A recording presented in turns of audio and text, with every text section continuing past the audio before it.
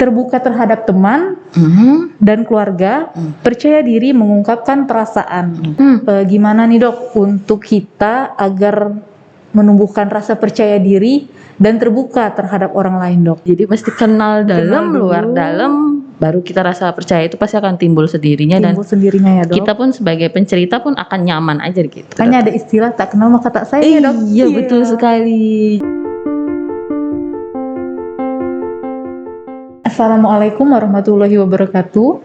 Kali ini bertemu kembali bersama saya Dr. Vera Elsa Masiagian dalam podcast seksi ansietas PP PDSKJI. Salam sejahtera, salam sehat jiwa.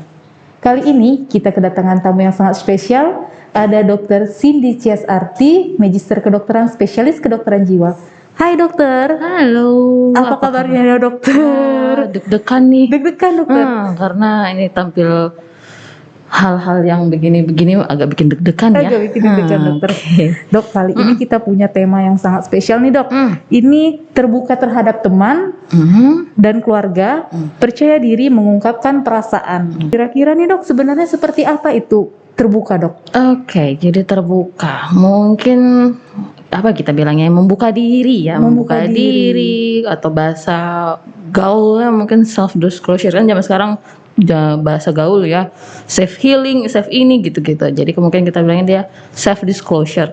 Jadi mungkin apa ya, bagaimana atau suatu proses kita menyampaikan informasi apapun terkait tentang kita, mungkin apa yang kita jalanin, apa yang kita hadapi, tapi kita mencobanya menyampaikan pada orang luar gitu. Jadi apa yang kita rasakan, apa yang kita hadapi, mungkin bisa apa aja topiknya, itu kita berani menyampaikan kepada orang lain. Nah, karena topik kita kali ini dengan keluarga dan teman, ya mungkin lingkungannya ke keluarga dan teman gitu tujuannya. Berbagi rasa. Iya, bisa berbagi rasa, berbagi asa ya. Gitu. Nah dok, kira-kira dok, gimana sih dok cara kita itu bisa untuk berbagi kepada teman atau keluarga tentang apa sih yang kita rasakan gitu dok? Oke, ini agak sedikit sulit menurut saya pertanyaannya. Oke, jadi kalau cara pertama sekali kita mencari tahu dulu siapa orang yang akan kita berbagi asa ini ya, berbagi rasa dan berbagi asa. Nah, kalau sudah rasa kita nyaman sama si orang ini, kita tentukan dulu apa sih yang mau kita sampaikan dari diri kita ini, mungkin bagian-bagian mana dulu nih yang kita mau sampaikan. Nah, sebelum proses itunya kembali, tengok kitanya memang sudah sanggup, percaya dirikah kita apabila menyampaikan masalah kita sama si seseorang ini gitu. Kalau misalnya sudah, oke, kita coba langsung terbuka menyampaikan yang rasa kita boleh disampaikan sama orang yang kita duga baik ini. Dok, kira-kira nih dok, kita sebagai pendengar ini kan kadang-kadang bisa menyinggung orang lain dok. Kira-kira ada caranya nggak dok agar yang mau curhat ke kita itu nggak tersinggung dengan apa yang dikatakan oleh si pendengar ini dok? Oke, jadi kita pun sebagai pendengar harus hati-hati ya, karena kan orang yang mudah membuka diri ini kan juga butuh waktu dan butuh proses. Dia pun perlu apa ya, empatinya tinggi deh kita ngarepin orang sama kita yang lagi mau cerita gitu. Jadi ya mungkin selain kita mendengar, satu penggunaan bahasa kita juga jangan terlalu kasar. Namanya mungkin orang lagi down nih, lagi ada masalah, mungkin masalah uang hilang.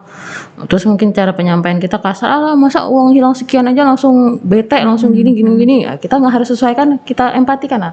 Oh ya udahlah, mungkin uang kita hilang, mungkin ada maksud lain, tujuan lain atau kenapa gitu, mungkin seperti itu. Jadi cara penyampaian kita juga jangan terlalu ya kayak nggak memedulikan orang ini bercerita gitu ya. Jadi mungkin bahasanya kita tanyakan atau kita bicarakan sama orang ini juga harus lebih aman, lebih halus gitu ya. Jadi tidak menyinggung si orang yang mau bercerita dengan kita. Jadi yang cerita juga lebih nyaman dan terbuka ya dok ya? Iya, jadi kalau udah kita kasar-kasari dia jadi gua males mau cerita sama dia, masa baru mau cerita aku udah di kasar-kasari gitu kan. Jadi orang males ya jadinya sama orang untuk bercerita gitu.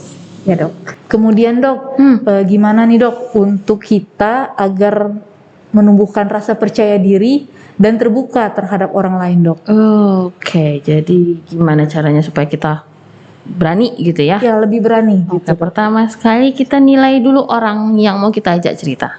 Kalau misalnya tadi anggota keluarga, apakah ini anggota keluarga terdekat kita yang kalau misalnya kita ceritain pun apapun dia mau tahu gitu ya.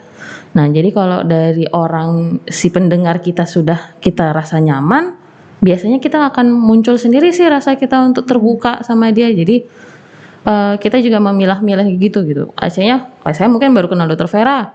Saya kan belum tahu Dokter Vera bagaimana orangnya. Terus tiba-tiba saya buka diri juga nggak aneh ya rasanya gitu. Iya, Tapi benar, kalau mungkin saya udah kenal Dokter Vera pun udah kenal saya SD, SMP bagaimana segala macam, mungkin akan nyaman aja gitu mau ceritanya. Gitu. Makanya ada istilah tak kenal maka tak sayang ya dok. Iya betul sekali. Jadi mesti kenal dalam, dulu. luar dalam, baru kita rasa percaya itu pasti akan timbul sendirinya Timbul dan sendirinya ya dok. kita pun sebagai pencerita pun akan nyaman aja gitu. Ini dok, pertanyaan selanjutnya ya dok.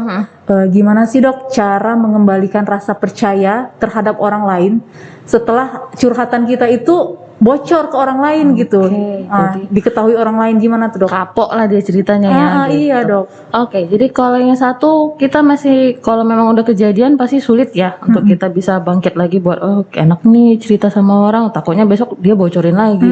Nah, pertama sekali kita tengok dulu orangnya.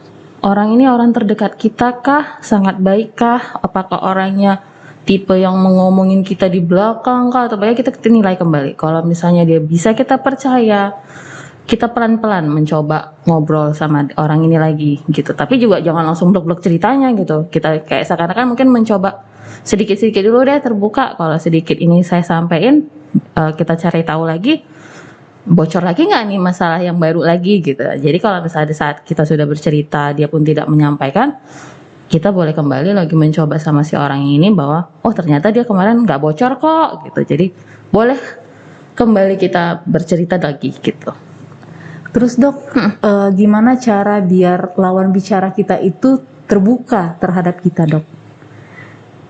Jadi OC-nya orang ini yang mau kita pancing nih supaya ngomong sama kita gitu ya. Iya. Oke. Sehingga dia juga kan dok jadi percaya terhadap kita gitu. Jadi dia lebih mau mengutarakan apa yang dia rasakan gitu dok. Oke, jadi pertama kita mungkin sebagai pendengar harus mendengar. Mendengar ya. Jadi kalau misalnya kita pengen nih membantu si A untuk membuka dirinya supaya bisa membantu menyelesaikan masalah dia.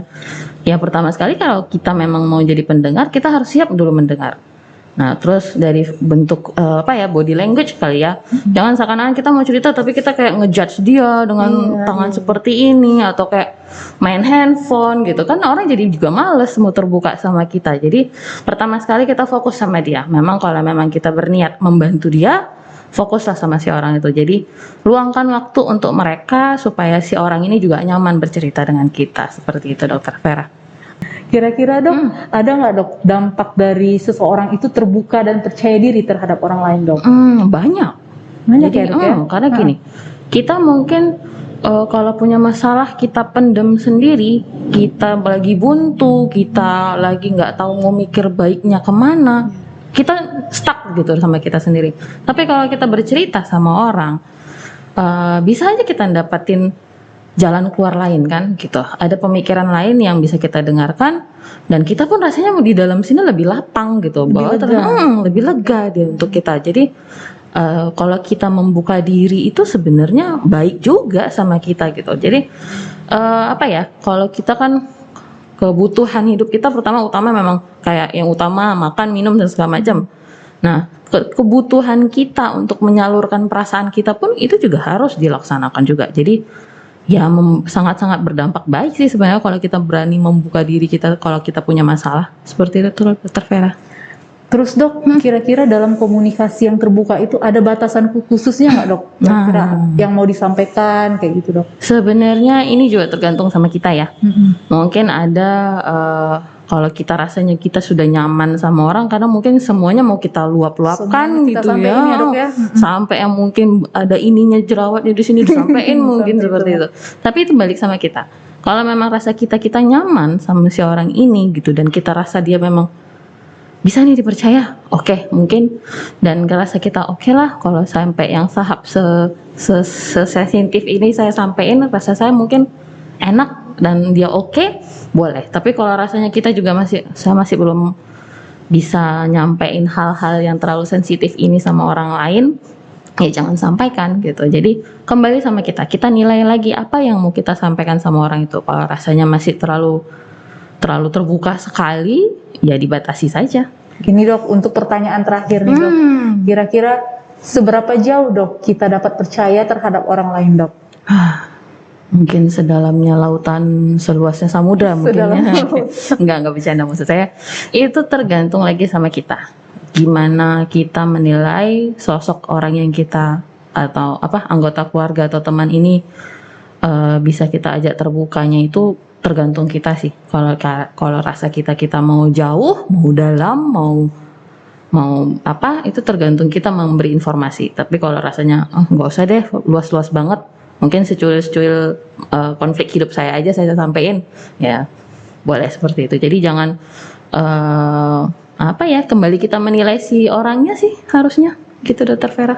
Jadi dok, memang kalau untuk keterbukaan ini balik-balik ke diri kita. Betul, karena yang taunya kita, nggak mungkin saya mau terbuka, orang lain harus tahu kita dulu, tapi kitanya dulu memahaminya apa yang mau kita sampaikan. Kalau kitanya juga masih tertahan, juga masih belum mau, ya jangan dipaksakan gitu.